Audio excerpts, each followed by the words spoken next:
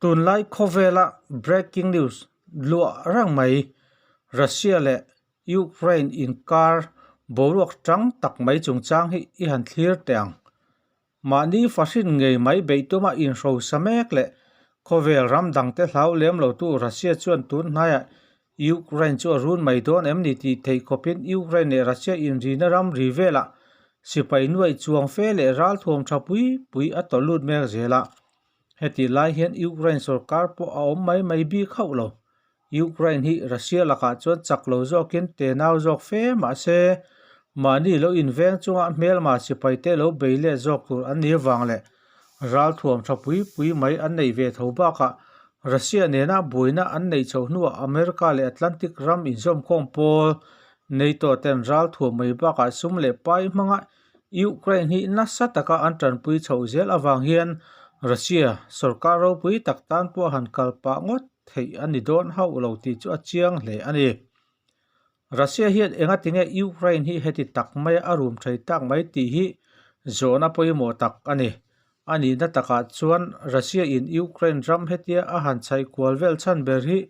America kai roi NATO North Atlantic Treaty Organization an ti te wang hi ani pakhata NATO ram in zom khom pol US kai roi nen hoya din ani khan NATO in an tumber chu Soviet Union laka tang rual tura in zom khom kha ani bera hei wang hian Soviet Union po khan NATO ronding ta kha an eng hel em maya akhing puitur Warsaw Pact an ti chu Soviet Union kai ruin an ronding zui ve ta ani ti chuan tun hnaya NATO chuan Ukraine ram hi an member ta tel tir ve tumin tran an la chhota a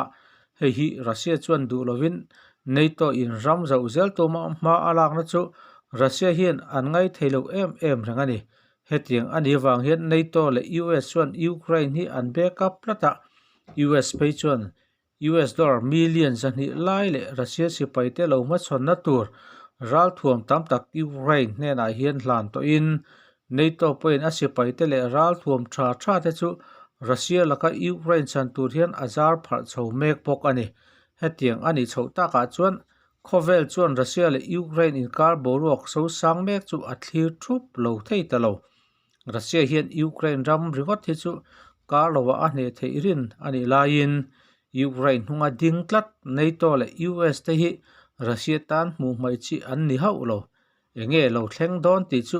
khovelin a thlir thuap mai ani ber hi Russia in ral thuam hlo om an nga zia le sipai an nei that zia chu khovelin a hria Syrian war laya IG state chimi na bulpo kha Russia le a sipai te wang hi ani ti khovel hian a hai hau om lo ve tun tuma chuan NATO le Russia ral thuam nei te Russia le US ral thuam nei te chu kan hria deuh fur to wangin Ukraine sipai te din mon le Russia beina an to huna tran an lo lak ve na tur an ral thuam then khat te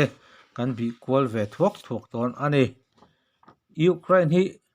ral thuam khovela chuan Russia hian kongtin rengin a chal del kan ti thei ome ram no pangle ram te naw ve tak an ne wangin Russia in Ukraine ram Russia ram lama omdu te chenak thrimia bial alak saklai po khan lo uipui lian thlir tlok tok to mai ani kha hetia Russia in Ukraine ram bung khat alak le sak tak awang hian Ukraine chuan ram ve himna chung changa theito pin ma ala chho ve ta sipai le ral thuma sum da po na satakin ate pung chhota ani kan hria tangin Ukraine hi Russia fapa ania a ral thuam nei thatte po Russia ne na tanga chom chote kha an ni nok mai jet fighter an nei thatte zinga MiG-29 le Sukhoi 27 te hi an nia heng an jet nei thatte hian Russia jet chang kang le thapui pui laka chuan ven him na zo takin an thok thei kherin arinom lo Russia hian khovela jet fighter tenen aken thei zinga thaber dot tu ni hiala an soithin RBSE radar mangtu Sukhoi 35 baka khovela hypersonic missile zinga hla omber Kinzhal keng thei tu MiG-31 le Tolov Tu-22S M3 de chu akol ran mai si Sukhoi 35 radar RBSE hian metar thum bial leka lian ral thum chu kilometer zathum somnga atang dain amu thei hem mai nia mole tin he radar RBC pisa radar zinga chiar ni masela eisa radar tuka thatura Russia in adwana ni ti kan sia ta poimo bokoi tin eisa radar active electronically scan area le pisa passive electrically scan area radar danglam na hi kan sia ta poimo bok eisa a chon radio frequency pechuak tu le sokhok lo dong song tu kha thu mun ani lain pisa radar a chon frequency pechuak tu le sokhok lo dong tu kha a ran ve in om thung ani eisa radar te radar signal te boi thei tu jammer laka pisa radar ai chuan an him jok nia ngai ani rualin pisa radar te enkol le siam man ero eisa radar man ain tomin enkol ain hau thak le viau ani hetianga boruak in thlau ani wang hian Ukraine hunga ding tlat US le a ai kai NATO ta chuan Ukraine in Russia beina ato huna alo chan let vena tur ral thuam tam tak kifa athon lu chur maya chung ral thuam thar man dan to chu Ukrainian force chuan uruk takin an training chhotluk tamai ani US le asa ngoi zon pui NATO ta chuan Ukraine hena Ukrainian Russia beilet na tura an pek ral thuam te chu i han endon tiang AGM 148 Heral thuam thazet mai hi Russia sipai ten Ukraine ram an ra ruala Ukrainian force te ral thuam chelek masak tur poimo ber ani ome kan sia tangin Russia hian T-74 le T-90 rolbaka heng main battle tank te thachang rol tur BMP rol anei thajia chu Kovelin a hria in a hai arin omlo heng Russia ral thuam te lo ma chon tur hian US le NATO ram ta chuan Ukraine sipai te hena anti-tank missile AGM-148 chu a hlan rum maya Ukrainian force chuan heng anti-tank missile te man dan hi anjir kluk mai bok tun din mona chuan Ukrainian army ati hian AGM-148 hi zachuang andon to baka missile hi sang chuang fe andong to bok meter sang ni zanga veljek ka phak AGM-148 Javelin te hi hlideu to ma se Russia tank rol lo beile na tur Russian army vehicle BMP rol lo beile na tan chuan Javelin thluk tur hi ala om kher om love M142 HIMARS tia kano ria thin US rocket system te hi Ukraine sipai ten Russia sipai an lo beile na tur ral tuam pui mober pakhat ani he HIMARS hian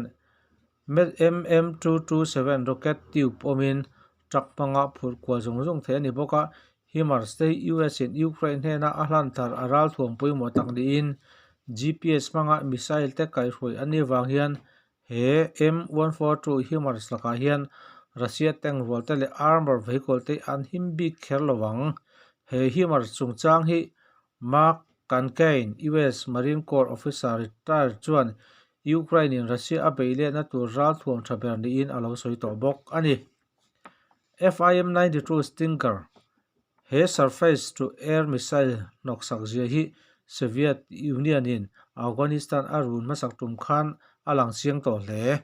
he Stinger missile laka hian Soviet attack helicopter rolte an lor zor hnor le to ani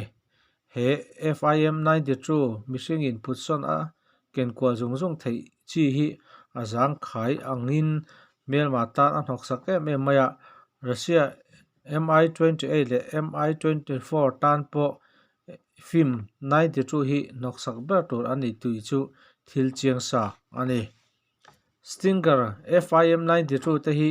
manpatch ten hian mel thum do na hla an ka phak awang hian Ukraine ral thuam hla om ber Russia force tan chuan ani don ti chu a chiang le tin heng FIM-92 te an drone po an la bitum thei cheu awang hian Russian force tan chuan ral thuam noksak tak ani don ti chu a chiang reng PVS-15 he night vision helmet hi Ukrainian force tana ral thuam tangkai le poimo ber pakhat zinga mi ani le ome Russia sipai thaten Ukraine ram ron luta se he night vision helmet hi atangkai hle don ti chu kan the thiam thewang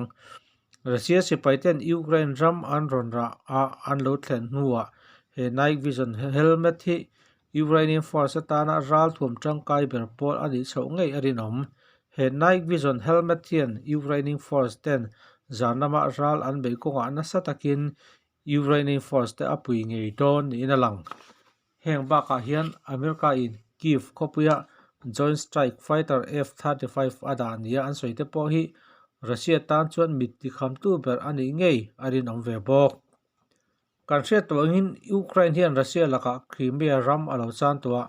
hei baka hian Russia tranpui helpol Ukraine sarkar laka helte beile tin Ukraine hi atal boi ve hle thina